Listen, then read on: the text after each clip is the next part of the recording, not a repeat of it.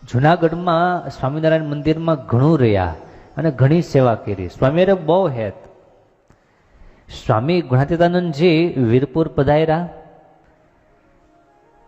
જલારામ ભગતે સમાચાર સાંભળ્યા કે સ્વામી આવ્યા છે, એટલે ખાસ સ્વામીને લેવાને માટે બોલાવવા માટે આવ્યા અને સ્વામી ત્યાં પધાર્યાની જગ્યામાં બેસાડ્યા. સ્વામી બહુ રાજી થયા. જલા ભગતે સ્વામીની પાસે આશીર્વાદ માંગ્યા કે સ્વામી, મારો એકમાત્ર લક્ષ્ય કે ઈચ્છા છે કે અહીંયા કાયમને માટે સદાવ્રત ચાલે અને જે કોઈ આવે એ બધાને અહીંયા પ્રસાદ મળે, ભોજન મળે, એવી મારી ઈચ્છા અને એવો મારો સંકલ્પ છે.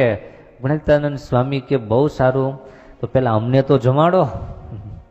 સ્વામી કે અમને તો જમાડો. જલા ભગત બહુ રાજી થઈ ગયા અને બાપાએ સ્વામીને બાટી અને દાળ જમાડ્યા. આપણે કે દાળ બાટી.